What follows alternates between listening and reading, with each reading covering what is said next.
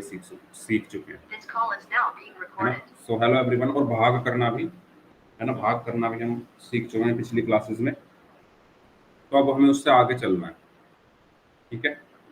सो सब लोगों को गुड इवनिंग। हम स्टार्ट करते हैं आज की क्लास फिर।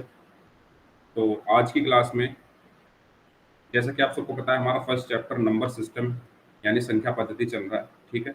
इसमें जो टॉपिक चल रहा है उसका नाम है पूर्णांकों पर संक्रियाएं, ठीक है। तो जो हमने पिछली क्लास में चैप्टर पढ़ा था, सॉरी जो टॉपिक पढ़ा था, उसी में से एक क्वेश्चन है आपके लिए।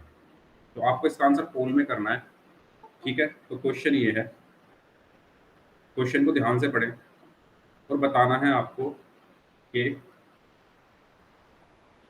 360 सेकंड में कितने मिनट होते हैं, है ना। क्वेश्चन है 360 सेकंड में कितने मिनट होते हैं। जो बच्चे अभी अभी ज्वाइन कर रहे हैं, गुड इवनिंग सभी को। और कैसे हो सभी लोग। तो मैं उनको भी बता दूं, हमारा जो चैप्टर चल रहा है जिसका नाम है पूर्णांकों पर संख्या पद्धति, और उसका टॉपिक है पूर्णांकों पर संख्या यानी ऑपरेशन ऑन इंटीजर्स। उसका ही एक क्वेश्चन आपको रिवीजन के लिए ये दिया है मैंने। आपको बताना है 360 सेकंड में कितने मिनट होते हैं। यस बताइए सभी लोग। हेलो हेलो एवरीवन, जो बच्चे अभी अभी आए हैं क्लास में। हेलो हर्षित।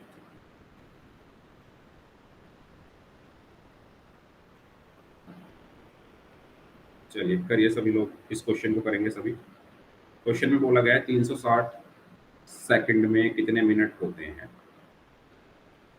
है ना। तो सभी लोग आंसर करें इस क्वेश्चन का, फिर हम आगे चलते हैं।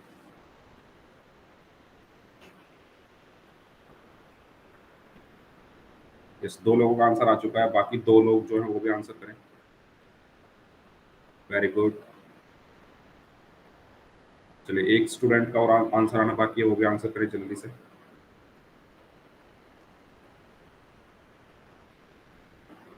चलिए लास्ट 5 सेकंड्स। 5 4 3 2 1। ओके। तो इसमें देखो बोला गया है 360 सेकंड में कितने मिनट होते हैं, ये हमें बताना है ना। तो हमें पता है, हम सबको पता है 1 मिनट में कितने सेकंड होते हैं, 60 सेकंड होते हैं। या मैं इसको ऐसे भी लिख सकता हूँ, कैसे कि 60 सेकंड में कितने मिनट होते हैं, 1 मिनट होता है ना। 60 सेकंड में 1 मिनट होता है। और मुझे बताना है 360 सेकंड में कितने मिनट होंगे। तो ये उसी तरह का सवाल है जो हमने पिछली क्लास में किया था। तो हम क्या करेंगे, सबसे पहले 1 सेकंड में निकालेंगे कितने मिनट होंगे। तो अगर 60 सेकंड में अगर 1 मिनट है, तो 1 सेकंड में कितने मिनट होंगे, 1/60 होंगे ना, भाग कर देंगे 60 से, ठीक है। और 360 सेकंड में कितने होंगे, फिर इससे गुणा कर दो, है ना। तो 1/60 गुना 360, तो ये 0 से ये 0 कट गई, और 6 6 कितने हो गए, 36, यानी 6 मिनट। तो इसका आंसर क्या होगा, 6 मिनट, यानी ऑप्शन ए। बताओ क्लियर है सभी को, चैट बॉक्स में बताओ सबको क्लियर है ये चीज। ये क्वेश्चन आसान सा क्वेश्चन था, सबको क्लियर है तो चैट बॉक्स में यस टाइप कर दो। फिर हम आगे चलते हैं, अगला टॉपिक पढ़ते हैं जिसका नाम है भाग, ठीक है। करें स्टार्ट फिर। चलिए ठीक है। यस। तो हमने पिछली क्लास में हालांकि भाग को कंप्लीट कर लिया था, एक बार इसको रिवाइज कर लेते हैं। तो हमने क्या पढ़ा था पिछली क्लास में, कि जब हम प्लस को प्लस से भाग करते हैं तो हमें प्लस ही मिलता है, और जब हम माइनस को माइनस से भाग करते हैं तब भी प्लस मिलता है। जब हम प्लस को माइनस से या माइनस को प्लस से भाग करते हैं तो हमें क्या मिलता है, माइनस मिलता है। ये हमने पढ़ा था, बताइए। ये हमने पिछली क्लास में पढ़ा था ना, सभी लोग एक बार बता दो, सबको यहाँ तक क्लियर है। जब हम प्लस को प्लस से भाग करते हैं तो हमें क्या मिलता है, प्लस मिलता है। जब हम माइनस को माइनस से भाग करते हैं तब भी हमें प्लस मिलता है। और जब हम प्लस को माइनस से या माइनस को प्लस से भाग करते हैं तो हमें माइनस मिलता है। बिल्कुल गुणा की तरह है, गुणा में भी तो ऐसा ही होता था। जब हम प्लस को प्लस से गुणा करते थे तो प्लस मिलता था, जब माइनस को माइनस से गुना करते थे तब भी प्लस मिलता था, जब प्लस को माइनस से या माइनस को प्लस से गुना करते थे तो माइनस मिलता था।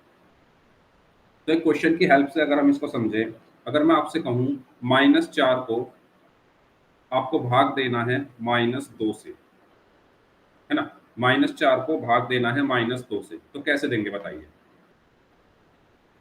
यस, तो सबसे पहला स्टेप है कि इनके साइन लिख लो। 4 के आगे क्या लगा है माइनस, तो यहाँ पर भी माइनस आएगा। 2 के आगे क्या लगा है माइनस, तो यहाँ पर भी माइनस आएगा। अब हमने अभी देखा कि जब माइनस को माइनस से भाग दिया जाता है तो क्या आता है, प्लस आता है। तो जब हम इस माइनस को इस माइनस से भाग देंगे तो क्या आएगा, प्लस आएगा। इसके बाद 4 को 2 से भाग दोगे तो क्या आएगा, 2 आएगा। तो आंसर क्या हुआ इसका, 2। आंसर क्या हुआ, 2। बताओ, क्लियर है? ये क्वेश्चन क्लियर है जो मैंने अभी आपको कराया। सबसे पहले हमने साइन निकाले इनके कि क्या साइन है, साइन को हमने भाग किया, ठीक है, और फिर संख्याओं को भाग किया। अब मैं आपसे पूछता हूं कि अगर मैं -4 को भाग दूं 2 से तो बताओ क्या आंसर आएगा। सभी लोग बताएंगे चैट बॉक्स में। अगर मैं -4 को 2 से भाग दूं तो क्या आएगा, बताइए। सभी लोग आंसर दें चैट बॉक्स में। -4 को 2 से भाग करने पर क्या आएगा। ओके, -2। बाकी लोग बताओ, -2 आएगा या 2 आएगा, बाकी लोग भी बताइए आंसर इसका। बस 3 बच्चों ने आंसर दिया, बाकी लोग भी बताओगे, ठीक है। तो देखो, हाँ, -2 आएगा, ठीक है। कैसे होगा, 4 का पहले हम साइन लिख लेते हैं। 4 के आगे क्या लगा है माइनस, 2 के आगे क्या है प्लस। तो जब हम माइनस को प्लस से भाग देते हैं, जब हम माइनस को प्लस से भाग देते हैं तो क्या आता है, माइनस आता है। तो पहले क्या आ जाएगा, माइनस। उसके बाद जब हम 4 को 2 से भाग देंगे तो क्या आएगा, 2। तो इसका आंसर क्या हुआ, -2। ठीक है, क्लियर है सभी को? अगर किसी बच्चे को कोई डाउट हो तो पूछ लो। सबको क्लियर है तो सभी लोग एक बार यस टाइप कर दो। अगर सबको यहाँ तक क्लियर है तो सभी लोग यस टाइप कर दो, किसी को डाउट है तो पूछ सकते हो। ठीक है, तो हम आगे चलते हैं। अब बात करते हैं हम संख्या रेखा की, है ना। तो पिछली क्लास में हमने भाग तक सब पढ़ लिया था और हमने रिवाइज भी कर लिया है अब उसको। अब हम बात कर लेते हैं अगला टॉपिक जिसका नाम है नंबर लाइन यानी कि संख्या रेखा। तो जैसा कि नाम से पता चल रहा है क्या होता है संख्या रेखा। जब हम किसी रेखा पर संख्याओं को निरूपित करते हैं तो उसे क्या कहते हैं, संख्या रेखा कहते हैं, है ना। जैसे अगर मैंने एक ये लाइन बनाई, है ना, इस पर मैं संख्याएं लिखने लगूं। यहाँ लिखा मैंने 0, 1, 2, 3, 4, 5। तो ये एक रेखा है और इस पर मैंने संख्याएं लिख दी। तो इस रेखा को हम क्या बोलेंगे, संख्या रेखा। ठीक है, क्या बोलेंगे हम इस रेखा को, संख्या रेखा। तो एक ऐसी रेखा जिस पर हम संख्याओं को निरूपित करते हैं उसे हम क्या कहते हैं, संख्या रेखा कहते हैं। क्लियर है ये चीज? संख्या रेखा क्या होता है, नंबर लाइन क्या होता है, ऐसी लाइन जिस पर हम नंबर को लिखते हैं, ऐसी रेखा जिस पर हम संख्याओं को लिखते हैं। ठीक है, इसके बाद संख्या रेखा पर हम संख्याओं को उनके क्रम के अनुसार लिखते हैं। ये मैंने आपको पिछली क्लास में भी बताया था कि जब हम कोई रेखा बना रहे हैं, है ना, इस पर अगर हम कोई नंबर लिख रहे हैं, ठीक है, अगर मैं यहाँ पर लिख रहा हूँ 1, तो 1 के बाद मैं 4 नहीं लिखूंगा, 1 के बाद क्या लिखूंगा, 2 ही लिखूंगा। उसके बाद 2 के बाद 3 लिखूंगा, 3 के बाद 4 लिखूंगा, मतलब क्रम में लिखूंगा। ऐसा नहीं कि मैंने एक रेखा बनाई, पहले 1 लिख दिया, फिर 5 लिख दिया, फिर 2 लिख दिया, फिर 4 लिख दिया, फिर 6 लिख दिया। ये गलत है। हमेशा क्रम के अनुसार हमें संख्याओं को लिखना है। पहले 1 आएगा, फिर 2, 3, 4, इस तरीके से हमें क्रम में क्या लिखना है, संख्याओं को लिखना है। ये सबको क्लियर है? दूसरा पॉइंट, इस संख्या रेखा पर हम संख्याओं को उनके क्रम के अनुसार लिखते हैं। बताइए, सबको क्लियर है तो चैट बॉक्स में सभी लोग यस टाइप कर दो। ठीक है, नेक्स्ट पॉइंट है, संख्या रेखा पर हम सबसे पहले क्या लिखते हैं, 0। ठीक है, जब भी हम संख्या रेखा बनाएंगे उस पर जो पहली संख्या लिखी जाएगी वो क्या होगी, 0 होगी। फिर उसके बाद जीरो के दाईं ओर एक अन्य बिंदु अंकित कीजिए और इसका नाम 1 दीजिए, है ना। अब क्या करेंगे हम, जीरो के दाईं ओर, दाईं का मतलब क्या होता है, दाईं का मतलब क्या होता है, सीधे हाथ पर। दाएं का मतलब क्या होता है, सीधा, ये मतलब सीधी तरफ, राइट हैंड साइड। ओके, तो जीरो के राइट हैंड साइड पर दाईं ओर सीधे हाथ पर हमने एक बिंदु निरूपित किया है, एक बिंदु अंकित किया है, एक पॉइंट लिखा। उस पॉइंट का नाम मैंने क्या दिया, 1, यानी 1। अब ये जीरो और 1 के जो बीच की दूरी है, इसी दूरी को हम कहते हैं एक मात्रक दूरी।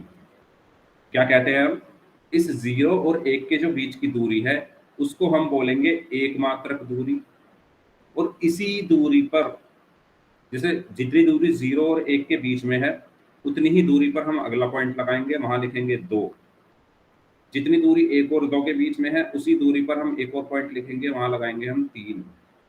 फिर उतनी ही दूरी पर हम एक और पॉइंट लिखेंगे, यहाँ लगाएंगे हम 4।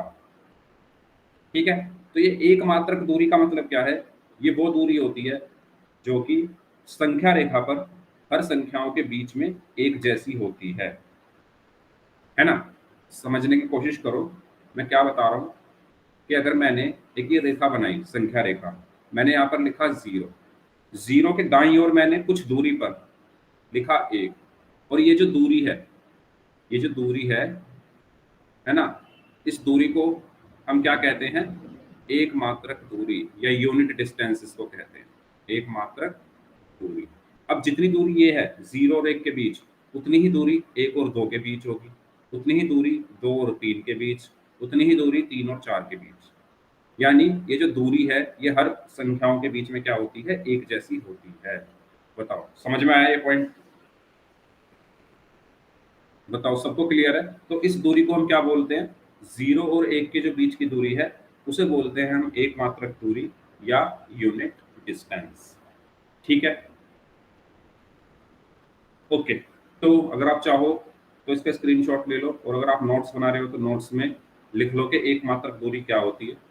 ठीक है, तो जीरो, जीरो और 1 से नामांकित इन बिंदुओं के बीच की जो दूरी होती है उसको हम कहते हैं एक मात्रक दूरी, और ये ही दूरी हर संख्याओं के बीच में समान होती है। ठीक है, ठीक है, तो अब इसी रेखा पर एक के दाईं ओर एक मात्रक दूरी पर एक बिंदु 2 अंकित कीजिए। मतलब जितनी दूरी ये थी, ये एक मात्रक दूरी थी ना हमारी, उतनी ही दूरी पर हमें क्या लिखना है, 2 लिखना है। फिर उतनी ही दूरी पर हमें क्या लिखना है, 3 लिखना है। ठीक है, तो बताओ यहाँ तक किसी को कोई डाउट संख्या रेखा में, यहाँ तक सबको क्लियर है तो सभी लोग यस टाइप कर दो। सबसे पहले हमने क्या पढ़ा, संख्या रेखा क्या होती है। संख्या रेखा क्या होती है, ऐसी रेखा जिस पर हम संख्याओं को लिखते हैं। दूसरी चीज हमने पढ़ी, संख्या रेखा पर हम सबसे पहले 0 लिखते हैं। तीसरी चीज हमने पढ़ी, संख्या रेखा पर 0 के दाईं ओर हम 1 लिखते हैं, और 0 और 1 के जो बीच की दूरी है उसको हम कहते हैं एक मात्रक दूरी, और उतनी ही दूरी पर हम बाकी संख्याओं को भी लिखते जाते हैं। ठीक है, तो ये 4-5 पॉइंट हमने अभी तक पढ़े हैं, यहाँ तक सबको क्लियर है, ओके, यस। तो इसी प्रकार संख्या रेखा पर एक एक मात्रक दूरी पर, ये पॉइंट पढ़े ध्यान से, इसी प्रकार संख्या रेखा पर एक एक मात्रक दूरी पर बिंदुओं को 3, 4, 5 से नामांकित करते रहिए। मतलब जितनी दूरी ये है उतनी ही दूरी पर 2, फिर उतनी ही दूरी पर 3, 4, 5, और ये आगे चलता रहेगा। ठीक है, यस। अतः संख्या रेखा पर दाईं ओर हम किसी भी पूर्ण संख्या तक जा सकते हैं। मतलब ऐसा नहीं है कि हम 5 तक ही जा सकते हैं या 6 तक ही जा सकते हैं, हम इनफाइनाइट तक जा सकते हैं, क्योंकि संख्याओं का तो कोई अंत है नहीं, अनंत तक चलती है ना। तो हम कहीं तक भी संख्या रेखा पर संख्याओं को लिख सकते हैं। ओके, चलिए, अब ये एक संख्या रेखा हो गई। ठीक है, इसके बाद नेक्स्ट है, आपको बताना है कि बिंदु 1 और बिंदु 4 के बीच की दूरी क्या है। चैट बॉक्स में बताइए सभी लोग, बिंदु 1 और बिंदु 4 के बीच की दूरी क्या है। 1 कहाँ पर है, यहाँ पर है। 4 कहाँ पर है, यहाँ पर है। तो आपको बताना है 1 और 4 के बीच में कितनी दूरी है। बताइए चैट बॉक्स में, सभी बच्चे बताएंगे।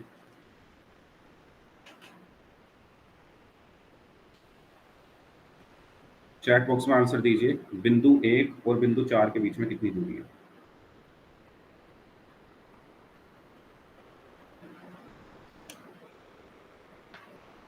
ओके, यस, वेरी गुड साहिल। बाकी लोग भी बताएं कैसे निकालेंगे। एक और चार के बीच में हमें निकालना है। तो देखो, एक और दो के बीच की दूरी को हम क्या कहते हैं, एक मात्रक दूरी, है ना। तो एक मात्रक तो हमारा ये हो गया, एक मात्रक दूरी। दो और तीन के बीच की दूरी भी कितनी होगी, एक। तीन और चार के बीच की दूरी भी कितनी होगी, एक। तो टोटल कितने हो गए, एक, दो, तीन, है ना। एक प्लस एक प्लस एक कितने हो गए, तीन मात्रक। ठीक है।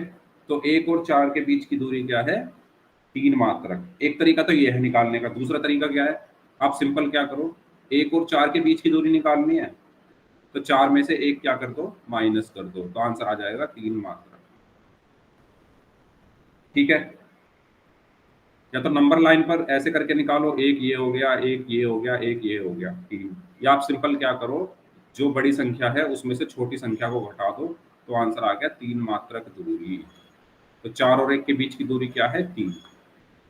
सिंपल ऐसे संख्याओं में होता है, जैसे हम मैं बोलूँ कि हमारी गिनतियां जो होती है एक दो तीन चार, इसमें एक और चार के बीच में कितना डिस्टेंस है, तो आप कैसे निकालोगे, चार में से एक को माइनस करके तीन बता दोगे, तीन संख्याओं का डिफरेंस है ना। तो इसी तरीके से यहाँ पर है। ओके। चलिए, तो अब मुझे बताओ सभी लोग, तीन और छह के बीच की दूरी, तीन और छह के बीच की दूरी बताओ। तीन और छह के बीच की दूरी बताइए सभी लोग, कितनी होगी। क्या करोगे, तीन और छह के बीच की दूरी चाहिए ना, तो बड़ी वाली जो संख्या है उसमें से छोटी वाली संख्या घटा दो, यानी छह में से तीन को घटा दो, तो आंसर क्या आया, तीन मात्रक। ठीक है। ओके। तो सबको समझ में आया यहाँ तक। तो हम कैसे निकालते हैं, जो बड़ी संख्या है चार, उसमें से छोटी संख्या को हम घटा देंगे तो हमारी दूरी निकल के आ जाएगी। और अगर संख्या रेखा पर हमें निकालनी है, तो एक और दो के बीच में एक मात्रक है, दो और तीन के बीच में एक मात्रक है, तीन और चार के बीच में एक मात्रक है। तीनों को जब हम जोड़ेंगे तो टोटल कितनी दूरी आ जाएगी, तीन मात्रक दूरी। ठीक है भाई, बताओ यहां तक सबको क्लियर है। क्वेश्चन करें फिर, एक क्वेश्चन करते हैं पोल में। इसका आंसर बताइए, दो और सात के बीच की दूरी बतानी है। आसान सा क्वेश्चन है, दो और सात के बीच की दूरी। यस, बताइए पोल में सभी बच्चे, दो और सात के बीच की दूरी क्या होगी।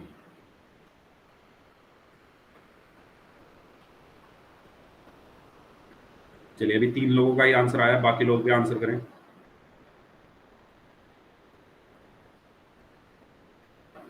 तीन लोगों का आंसर आना बाकी है, जल्दी करें भाई। दो और सात के बीच की दूरी क्या होगी। अभी अभी मैंने कराया था ऐसा ही क्वेश्चन, सभी बच्चे इस क्वेश्चन का आंसर करेंगे।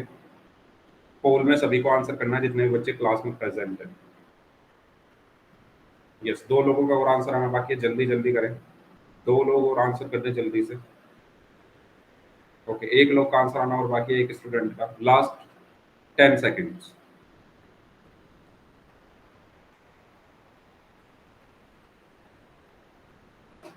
चलिए, लास्ट 5 सेकेंड्स। 5, 4, 3, 2, 1।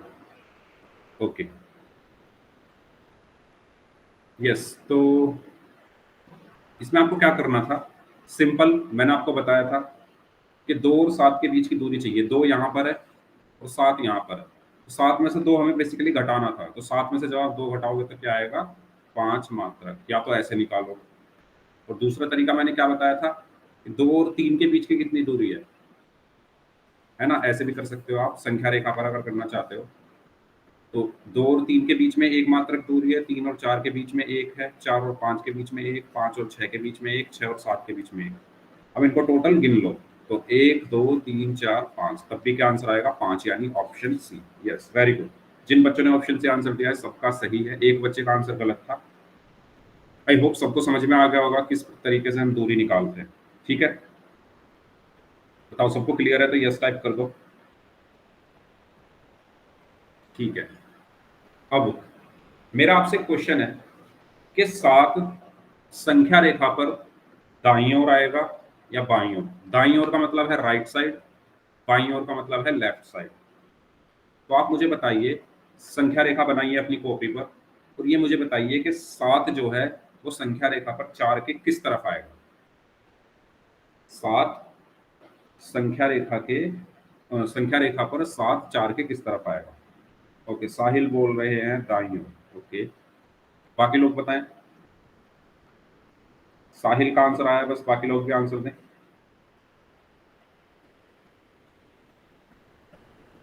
संख्या रेखा बनाओ, उस पर संख्याएं लिखो, फिर देखो 4 किस तरफ आ रहा है। सॉरी, 7 7 किस तरफ आ रहा है 4 के। ओके, साहिल, अच्छा दूसरे साहिल हैं, उन्होंने भी दाईं ओर बोला है। रोहित राइट बोल रहे हैं, हर्षित भी दाईं ओर बोल रहे हैं, योगेश कुमार नाम से हैं, वो भी दाईं ओर बोल रहे हैं। ठीक है, बनाकर देखते हैं, हम भी देखते हैं किस तरफ आता है। तो मैंने एक संख्या रेखा बनाई है ना। इस संख्या रेखा पर सबसे पहले हम क्या लिखेंगे, 0। उसके बाद 1 2 3 4 5 6 7। मुझे बताना है कि 7 4 के किस तरफ है ना। सबसे पहले देखो 7 कहां पर है, यहां पर है। 4 किस तरफ है, यहां पर है। अब 4 तो ये है और 7 ये है। अब अपन ये मान लो आपका कौन सा हाथ हो गया। अगर आपके फोन के स्क्रीन के सामने, अगर अपने हाथ, एक हाथ 4 पे रखो और एक हाथ 7 पे रखो, तो 4 पे कौन सा हाथ रखोगे, उल्टा हाथ। और 7 पे कौन सा हाथ रखोगे, सीधा हाथ। है ना, यानी यहाँ पर कौन सा आएगा, दायां हाथ। ये दाएं हाथ पर है और ये किस हाथ पर है, बाएं हाथ पर है। हमें क्या बताना है कि 7 4 के किस तरफ है। तो 7 यहाँ है, 4 यहाँ है, तो 7 किस तरफ है 4 के, दाएं तरफ ही तो है ना। 7 किस तरफ है 4 के, दाईं तरफ है, यानी राइट साइड में। समझ में आया कैसे निकाला। अपने हाथों से, अपनी उंगलियों से, या कैसे भी करके आप निकाल सकते हो। 4 इस तरफ है, 7 इस तरफ है। ये आपका बायां हाथ हो गया यानी लेफ्ट हैंड हो गया, ये आपका दायां हाथ हो गया यानी राइट हैंड हो गया। तो इधर 4 है, इधर 7 है, तो पूछा गया है 7 किस तरफ है 4 के, तो 7 इधर है ना 4 के, 4 ये है, 7 ये है। तो कौन सा हाथ आ रहा है आपका, ये दायां हाथ आ रहा है, तो दाएं हाथ पर है। ठीक है, कौन से हाथ पर है, दाएं हाथ पर है। क्लियर है, ये चीज सबको क्लियर है किस तरीके से हमने निकाला कि ये किस और है। सभी लोग बता दो, जिसको डाउट हो पूछ सकते हो, है ना। तो ये 4 है, ये 7 है। 7 इस तरफ आ रहा है, मतलब कौन सा हाथ हिल रहा है हमारा, दाईं तरफ, दायां हाथ। तो संख्या रेखा पर 7 4 के दाईं ओर है। ठीक है, चलिए, तो यहां से हमने क्या सीखा कि किसी संख्या के दाईं ओर उससे बड़ी संख्या और बाईं ओर उससे छोटी संख्या आएगी। समझो इस चीज को, क्या कह रहा है ये। इसमें बोला गया है कि आप कोई भी संख्या ले लो, कोई भी एक संख्या ले लो नंबर लाइन पर या संख्या रेखा पर। मैंने मान लिया संख्या ले ली 5, मैंने एक संख्या ले ली क्या, 5। अब जब आप 5 के बाईं ओर जाओगे, बाईं ओर मतलब 5 के उल्टे हाथ पर जाओगे, यानी इस तरफ। 5 के जब आप किस तरफ जाओगे, बाईं ओर। ठीक है, तो सारी जो संख्याएं होगी इस तरफ जब आप जाओगे, सारी संख्याएं क्या होगी, 5 से छोटी होंगी। और जब आप 5 के दाईं तरफ जाओगे यानी सीधे हाथ पर जाओगे, तो सारी संख्याएं क्या होंगी, बड़ी होगी। कैसे, अब 5 के आप बाईं तरफ जाओ, आपको मिलेंगे 4 3 2 1, सब 5 से छोटे। जब आप दाईं ओर जाओगे तो मिलेंगे 6 7 8 9, सब 5 से बड़े। ठीक है, तो जब आप किसी भी संख्या के दाईं ओर चलते हो तो बड़ी संख्या आती है, और जब बाईं ओर चलते हो तो क्या आती है, छोटी संख्या आती है। ठीक है, अगर आप मान लो 3 के बाईं ओर चले, ये 3 है, 3 के आपको बाईं ओर चलना है। जब आप 3 के बाईं ओर चलोगे आपको सारी छोटी संख्याएं मिलेंगी 3 से। लेकिन जब आप 3 के दाईं ओर यानी सीधे हाथ पर चलोगे तो सारी संख्याएं मिलेंगी जो कि होंगी 3 से बड़ी। क्लियर है ये चीज सबको, बताओ। तो इस तरफ चलने पर मिलती है छोटी संख्या, मतलब उल्टे हाथ पर चलने पर छोटी संख्याएं आती हैं, सीधे हाथ पर चलने पर बड़ी संख्याएं आती हैं। तो एक क्वेश्चन करें। अब आपको बताना है संख्या रेखा पर 2 7 के किस ओर स्थित है। ऐसा भी एग्जाम्पल किया था, है ना। तो सभी लोग इस क्वेश्चन का आंसर करेंगे। पोल मैं आपकी स्क्रीन पर डाल रहा हूँ। इसमें 2 ऑप्शन है ना। चलिए दीजिए आंसर। 2 7 के किस ओर स्थित है?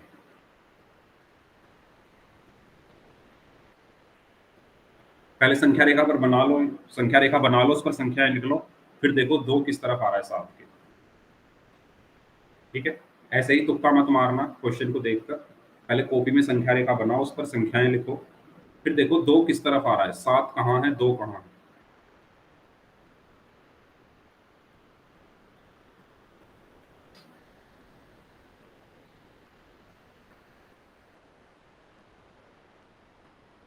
चलिए 3 लोगों का और आंसर आना बाकी है। जितने भी बच्चों ने आंसर दिया उसमें से आधे लोगों का आंसर सही है, आधों का गलत है।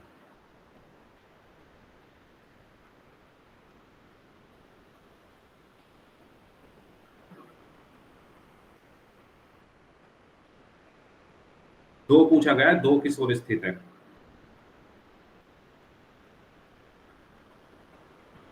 तो संख्या रेखा पर 7 के किस ओर है। एक बच्चे का और आंसर आना बाकी है, जल्दी आंसर करें। Last 5 seconds. 5 4 3 2 1। तो ये आसान सा क्वेश्चन था, लेकिन आधे लोगों का गलत हो गया है, क्योंकि आप लोगों ने ध्यान से मेरी बात शायद सुनी नहीं। मैंने आपको बताया था कि पहले आप संख्या रेखा बनाओ, बीच में आएगा 0, फिर आएगा सॉरी, फिर आएगा क्या, 1 2 3 4 5 6 7। ठीक है। अब यस, 2 यहाँ पर है और 7 यहाँ पर है। ये कौन सा हाथ पे है आपके? आपके कौन से, अगर आप इन पर अपने हाथ रखोगे दोनों लाइनों पर, तो इस पर कौन सा हाथ आएगा आपका? बायां। ठीक है। और इस पर जब आप हाथ रखोगे 7 पर, तो कौन सा हाथ आएगा? दायां। तो पूछा क्या गया है? 2 किस ओर स्थित है। 2 किस ओर स्थित है, तो 2 कहां पर है? 2 के ऊपर क्या लिखा है? बायां लिखा है ना। तो 2 किस ओर स्थित है? बाईं ओर, यानी ऑप्शन बी। जो बच्चे दाईं ओर बता रहे थे उनको समझ में आया।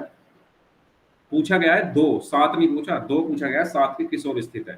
तो 2 के ऊपर बायां लिखा है, 7 के ऊपर दायां लिखा है, तो किस ओर स्थित है? 2 बाईं ओर स्थित है ना। बायां ओर, यानी बाईं ओर, यानी लेफ्ट साइड पे। तो इसका सही आंसर क्या होगा? Option B. किसी को डाउट इस क्वेश्चन में तो पूछ लो, किसी को इस क्वेश्चन में डाउट हो तो पूछ लो। सबको क्लियर है? दायां बायां सबको समझ में आ गया? ठीक है, चलिए वेरी गुड। तो इसका सही आंसर होगा बाईं ओर।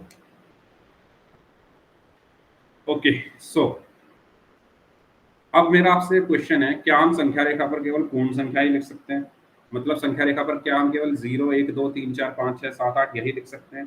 बताओ, या इनके अलावा भी कोई संख्या लिख सकते हैं? बताइए, क्या हम संख्या रेखा पर केवल पूर्ण संख्या को ही लिख सकते हैं, या इनके अलावा बाकी संख्याएं भी लिख सकते हैं? यस बोलिए।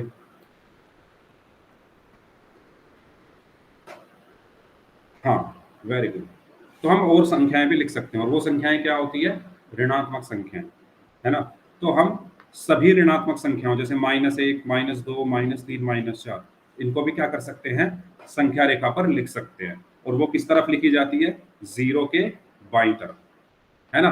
0 के दाईं तरफ कौन सी संख्याएं आती है? सारी धनात्मक संख्या या पॉजिटिव नंबर। ठीक है। और 0 के बाईं तरफ कौन सी संख्याएं आती है? सारी ऋणात्मक संख्या या नेगेटिव नंबर। ठीक है। राइट हैंड साइड पे यानी कि सीधे हाथ पर आएगा धनात्मक यानी पॉजिटिव, और लेफ्ट हैंड साइड पे क्या आएगा? ऋणात्मक यानी नेगेटिव। ठीक है, बीच में क्या है? 0 है।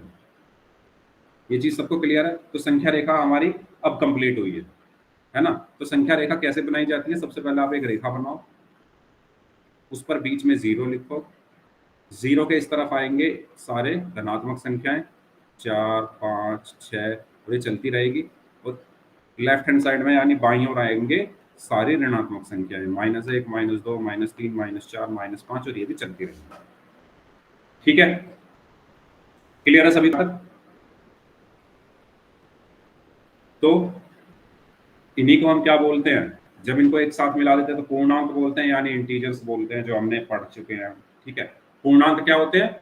सारी ऋणात्मक संख्या जीरो और सारी धनात्मक संख्या को जब हम एक साथ मिला देते हैं तो उसको हम क्या बोलते हैं? पूर्णांक या इंटीजर्स बोलते हैं। ठीक है, तो हम सभी पूर्णांकों को क्या कर सकते हैं? संख्या रेखा पर एक साथ लिख सकते हैं। तो हमने यहाँ पर लिखा हुआ है, आप देख सकते हो, हमने यहाँ पर क्या किया हुआ है? लिखा हुआ है। यस, बताइए, इसमें तो किसी कोई डाउट नहीं है ना? आगे चलें।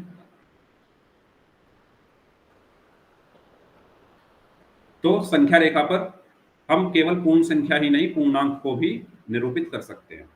तो ये हमने अभी देखा। इस पॉइंट में कोई डाउट हो तो बताओ। ये पॉइंट सबको क्लियर है ना? और जीरो के दाईं ओर कौन सी संख्या आती है? धनात्मक। और बाईं ओर कौन से आते हैं? ऋणात्मक आते हैं। ठीक है, उल्टे हाथ पर बाईं ओर आती है ऋणात्मक और दाईं ओर क्या आते हैं? धनात्मक। ये भी हम अभी पढ़ा था हमने। तो ये जीरो है बीच में, जीरो के सीधे हाथ पर आएंगे धनात्मक और उल्टे हाथ पर आएंगे सारे ऋणात्मक संख्याएं। ठीक है, तो हम संख्या रेखा पर केवल पूर्ण संख्या को नहीं, पूर्णांक को भी निरूपित कर सकते हैं। और संख्या रेखा पर जीरो के दाईं और धनात्मक और बाईं ओर ऋणात्मक संख्या आती है। बताइए, यहां तक सबको क्लियर है? सारे पॉइंट्स सभी लोगों को? किसी को डाउट हो तो पूछ लो। क्वेश्चन करते हैं तो एक, तो इसमें आपको -2 को संख्या रेखा पर निरूपित करना है। ठीक है, चलो इससे पहले मैं एक क्वेश्चन की पहले प्रैक्टिस करा देता हूँ, क्योंकि ऐसा क्वेश्चन हमने करा नहीं है ना, कैसे निरूपित करते हैं संख्या रेखाओं को, फिर हम क्वेश्चन करेंगे। चलिए, अगर मैं आपसे कहूं कि -4 को संख्या रेखा पर निरूपित करो, -4 को संख्या रेखा पर निरूपित करो, तो कैसे करेंगे? सबसे पहले हम क्या बनाएंगे? एक संख्या रेखा बनाएंगे। संख्या रेखा पर सबसे पहले हम एक रेखा बनाएंगे या एक लाइन खींचेंगे। उस पर पहले जीरो, जीरो के इस तरफ 1 2 3 4 5 6 7 इस तरीके से, और इस तरफ -1 -2 -3 -4 -5 और -6। अब मुझे किसको लिखना है? -4 को लिखना है। तो जिसको लिखना है उसके ऊपर क्या बना दो? बस एक गोला बना दो, एक सर्कल बना दो। तो इस तरीके से हम -4 को संख्या रेखा पर निरूपित कर सकते हैं। ठीक है, सबको समझ आया कैसे हमें किसी संख्या को संख्या रेखा पर लिखना है? ऐसा ही अगला क्वेश्चन पोल में है, सभी बच्चे ध्यान से देखो। अगर आप नहीं समझोगे तो आपका क्वेश्चन गलत हो जाएगा। पहले संख्या रेखा बनेगी, उस पर संख्याएं लिख दो और फिर जिसको निरूपित करना है उसके ऊपर एक गोला बना देना है। तो एक क्वेश्चन ऐसा ही है ये, -2 को संख्या रेखा पर निरूपित करो। 4 ऑप्शन है आपके पास, तो बताओ कौन सा ऑप्शन इसमें से सही होगा, है ना? पोल में सभी को आंसर करना है, और पोल जो है आपकी स्क्रीन पर आ चुका है। -2 को संख्या रेखा पर निरूपित करिए। चलिए, बहुत आसान क्वेश्चन है, सभी लोग आंसर करें इस क्वेश्चन का। अभी मैंने बताया कैसे करना है। Yes, very good. 3 लोग और बचे हुए हैं, वो भी आंसर करें। चारों लोगों का आंसर सही है। संख्या रेखा पर निरूपित करना मैंने बताया कि पहले एक रेखा यानी लाइन खींच दो, उस पर संख्याएं लिख दो, फिर जिसको निरूपित करना है उसके ऊपर एक सर्कल बना दो। तो देखो कौन सा ऑप्शन सही है आपका।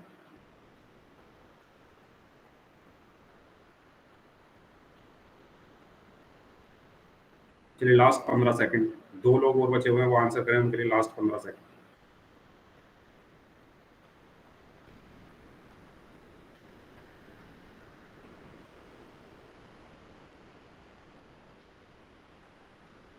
लास्ट 5 सेकंड्स, एक स्टूडेंट का आंसर और आना बाकी है। Last 5 seconds, 5 4 3 2 1। ओके, ठीक है, वेरी गुड, सबका आंसर सही है। बस एक बच्चा आंसर नहीं कर रहा है पोल में। तो आंसर सभी को करना है। अगर आपको नहीं है पता कि पोल में कैसे आंसर करना है तो आप पूछ सकते हैं, ठीक है। -2 को संख्या रेखा पर निरूपित करना है। तो देखो -2 पे गोला इसी क्वेश्चन में है, सॉरी इसी ऑप्शन में है। तो पहले एक रेखा हमने बनाई है ना, उस पे संख्याएं लिखी 0 1 2, ये 1 है, 3, इधर लिख दिया मैंने -1 -2 -3, ठीक है। किसको निरूपित करना है? -2 को। तो -2 कहाँ है? यहाँ पर है। कौन सा ऑप्शन मैच कर रहा है? Option A. ओके, सबको क्लियर है? सभी लोग बता दो सबको क्लियर है ये? किसी को कोई डाउट हो तो पूछ लो। चलिए नेक्स्ट क्वेश्चन करते हैं। इसमें आपको बताना है कि 3 जो है वो किन दो संख्याओं के बीच में स्थित है। दी गई संख्या रेखा में 3 किन दो संख्याओं के बीच में स्थित है, बताइए। सबसे पहले ये जो संख्या रेखा है इसको कंप्लीट कर लो, फिर देखो 3 किसके बीच में आ रहा है ना। जो ये संख्या रेखा नीचे बनी हुई है क्वेश्चन में, आपको क्या करना है, जिसको क्वेश्चन समझ में नहीं आ रहा उनको बता दो, पहले इस संख्या रेखा को फिल करो पूरा। उसके बाद आपको देखो 3 किस किस के बीच में आ रहा है, और उसके बाद जो भी ऑप्शन सही है उस पर टिक कर दो।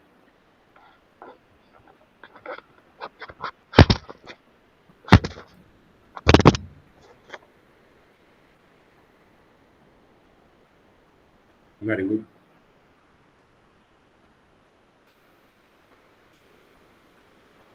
Very good. 2 लोग और बचे हुए हैं, वो भी आंसर करें। आंसर सभी को करना है पोल में। पिछली क्लास में जिन बच्चों ने पोल में आंसर किया था उनके नाम मैं बता देता हूँ एक बार। पिछली क्लास में जिन बच्चों ने पोल में आंसर किया था वो थे शिवम एंड राम नाम से हैं, एंड साहिल, योगेश कुमार, दीपक, रामपाल नाम से हैं, एंड हर्षित। ये वो बच्चे हैं जिन्होंने पिछली क्लास में पोल में आंसर किए थे। यस, वेरी गुड, करिए सभी लोग। एक बच्चे का और आंसर आना बाकी है।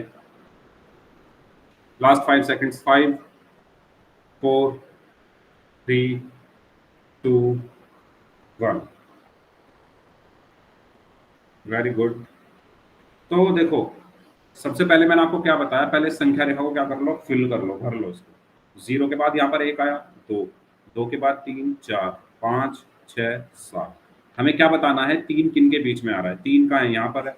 और ये किस किस के बीच में है? 2 और 4 के बीच में है 3, है ना।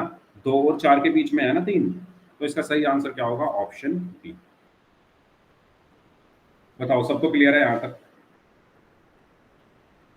बताइए सभी लोग चैट बॉक्स में, सबको यहाँ तक क्लियर है कैसे हमें संख्या रेखा पर किसी संख्या को अगर देखना है वो किन दो संख्याओं के बीच में स्थित है तो कैसे करेंगे, ये सब क्लियर है ना? ठीक है।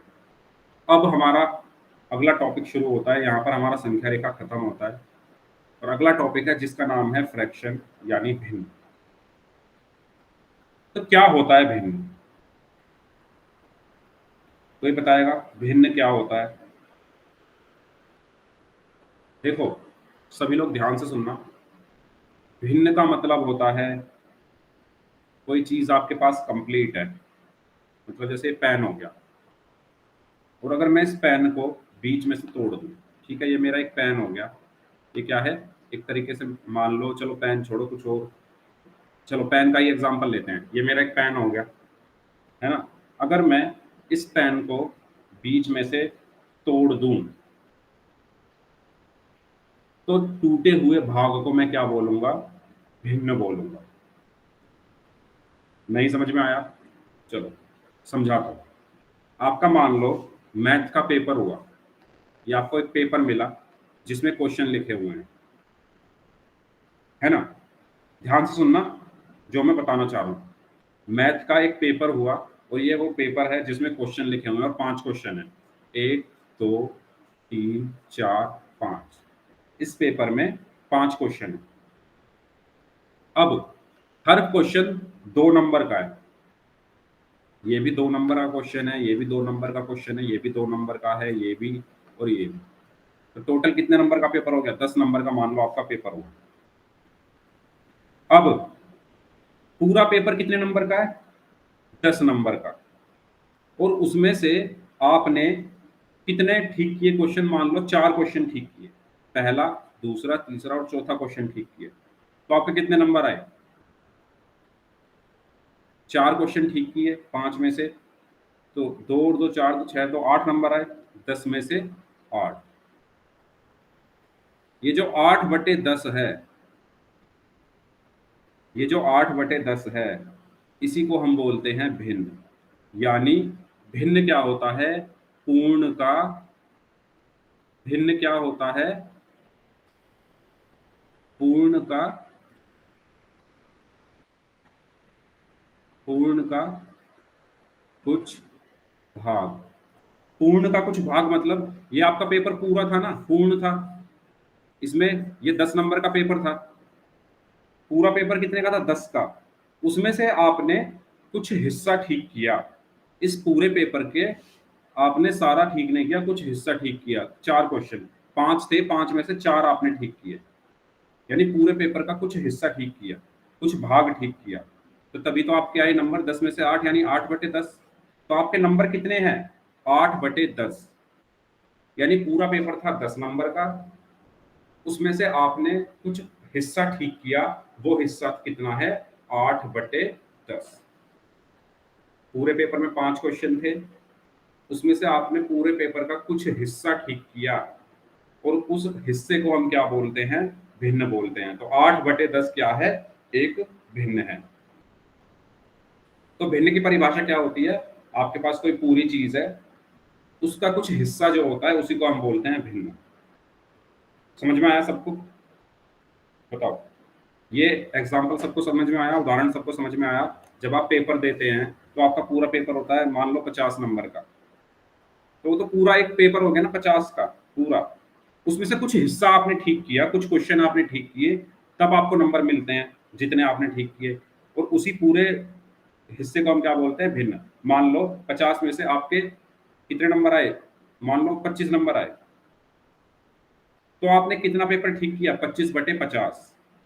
वो 25/50 क्या है? भिन्न है। ठीक है। अब अब आप मुझे बताओ, अगर आपने ये पूरा का पूरा पेपर ही ठीक कर दिया, है ना, ये पूरा 10 नंबर का पेपर है, आपने पूरा पेपर ही ठीक कर दिया, यानी आपके नंबर आए 10 में से 10, तो क्या ये भिन्न है? क्या ये भिन्न है? क्या ये भिन्न है? बताओ। ओके, साहिल बोल रहे हैं नहीं है, दूसरे साहिल बोल रहे हैं है। ठीक है, बाकी लोग बताइए। अगर आपने पूरे का पूरा पेपर ठीक कर दिया, आपके 50 में से 50 नंबर आ गए, या 10 में से 10 नंबर आ गए, तो क्या वो भिन्न है? बताइए, सभी लोग बताएं। कितने बच्चे बोल रहे हैं यस ये भिन्न है, और कितने बच्चे बोल रहे हैं नहीं ये भिन्न नहीं है? Yes, very good. तो साहिल एंड योगेश कुमार नाम से हैं, एंड रोहित एंड राम नाम से जो हैं, एंड हर्षित, ये सब बोल रहे हैं नहीं ये भिन्न नहीं है। Very good. ये भिन्न नहीं है, क्यों? क्योंकि मैंने अभी बताया भिन्न क्या होता है? पूरे हिस्से का कुछ भाग। अब आपने पूरा का पूरा हिस्सा ही ले लिया, आपने पूरे का पूरा पेपर ठीक कर दिया, पूरा का पूरा हिस्सा ही ले लिया, तो वो भिन्न नहीं है। भिन्न क्या होता है? पूरे का कुछ भाग होता है। तो आपने तो इस बार अगर आपके 10 में से 10 नंबर आ गए, तो आपने तो पूरा का पूरा पेपर ही सॉल्व कर दिया, है ना? तो वो भिन्न नहीं होगा। समझ में आया? तो 10/10 भिन्न नहीं है, क्योंकि भिन्न क्या होता है? पूरे हिस्से का कुछ भाग होता है, उसी को हम भिन्न बोलते हैं। इसलिए 10/10 या 50/50 ये सब क्या है? भिन्न नहीं है। क्लियर हुआ सबको? भिन्न सबको क्लियर हुआ? बताओ। ये सबको क्लियर हुआ कि 10/10 या 50/50 या 100/100 ये सब भिन्न नहीं होते? ये सब भिन्न नहीं होते। भिन्न सिर्फ क्या होता है? पूरे का कुछ भाग, है ना? चलिए, तो स्टार्ट करते हैं फिर अपना डेफिनेशन पर। चलने से पहले कुछ एग्जांपल लेते हैं। अभी एक रोटी आपको आपकी स्क्रीन पर दिख रही होगी, इसको 2 हिस्सों में बांटना है। ठीक है, 2 हिस्सों में आप इसको कैसे बांटोगे? वो भी बराबर बराबर। तो इसको बीच में से आप तोड़ोगे सबसे पहले, है ना? बीच में से आप इसको तोड़ोगे, और बीच में से तोड़ने के बाद इसको 2 हिस्सों में बांट दोगे। अब ये वाला जो हिस्सा है, इसको आप क्या बोलोगे? और इस हिस्से को आप क्या बोलोगे? बताइए। देखो, टोटल हिस्से कितने हैं? 2। और ये कितना है? 2 में से 1। उसी तरह जैसे आपके नंबर आते हैं, टोटल नंबर कितने हैं? 50, और आपके कितने आए? 25। इसी तरीके से टोटल हिस्से कितने हैं रोटी के? 2। और ये कितना है? 1 हिस्सा। तो इसको हम क्या बोलेंगे? 1/2, यानी 2 में से 1। इसी तरीके से इसको भी हम क्या बोलेंगे? टोटल हिस्से हैं 2, और 2 में से 1 ये है, तो इसको हम क्या बोलेंगे? 2 में से 1, यानी 1/2। तो 1/2 इसको बोलेंगे और 1/2 इसको बोलेंगे। समझ में आया? और ये जो 1/2 है, इसी को हम क्या बोलते हैं? आधा। ये जो 1/2 है, इसी को हम क्या बोलते हैं? आधा। ठीक है, तो आपको समझ में आया किस तरीके से हम एक भिन्न को लिखते हैं। तो नीचे आते हैं टोटल हिस्से, है ना? टोटल पार्ट कितने हैं? ऊपर आता है जितने पार्ट की आप बात कर रहे हो। Okay, yes. तो इस तरीके से इसको हम 1/2 और 1/2 लिख सकते हैं। अब ये रोटी क्या हो गई है? आधी आधी हो गई है। इसके बाद इसको हम लिखते किस तरह है? 1/2, और इसका अर्थ क्या है? 2 में से 1 भाग, है ना? तो ये 2 भाग है टोटल, 2 में से 1 ये है और 2 में से 1 ये है। ओके, यहाँ तक सबको क्लियर है? बताओ सभी लोग, बताओ किसी का माइक ऑन है? प्लीज अपना माइक ऑफ कर लीजिए, सभी लोग अपना माइक ऑफ कर ले। Thank you. चलिए बताइए, यहाँ तक क्लियर है ना?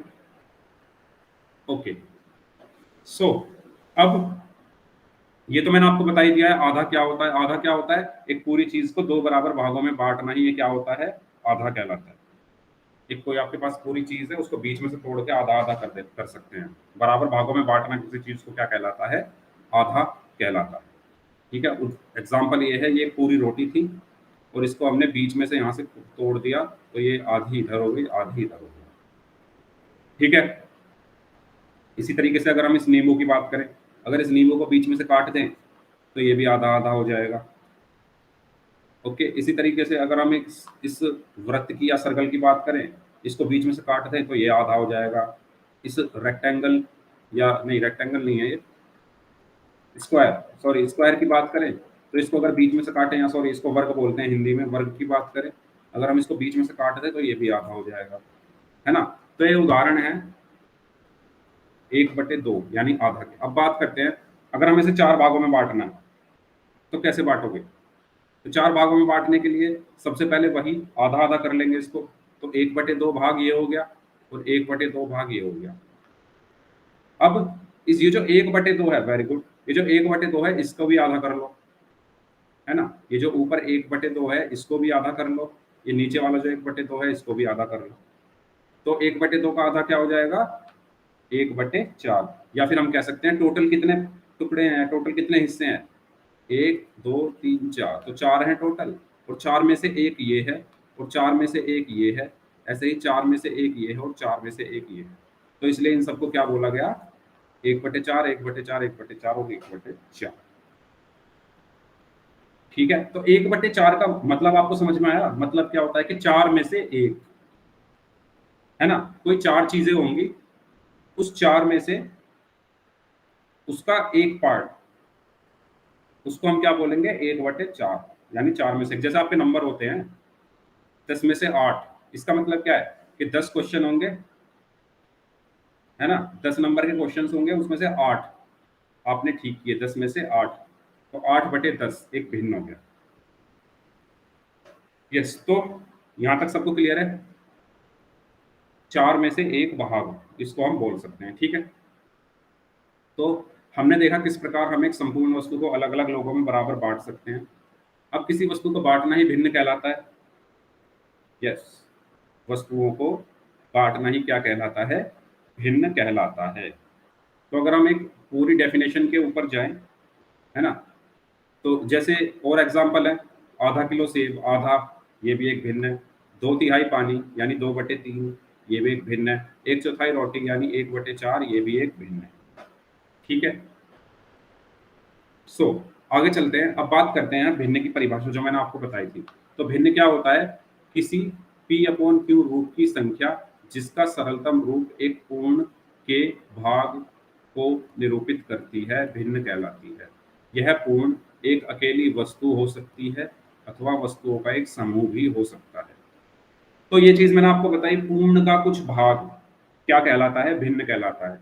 और वो जो पूर्ण है वो क्या हो सकता है, या तो एक वस्तु हो, जैसे एक पेन हो गया ये, या वस्तुओं का भाग, जैसे आधा किलो सेब हो गए, सॉरी वस्तुओं का क्या समूह, जैसे आधा किलो सेब हो गए, इसमें एक सेब थोड़ी ना है, बहुत सारे सेब है, लेकिन है ये भिन्न, है ना।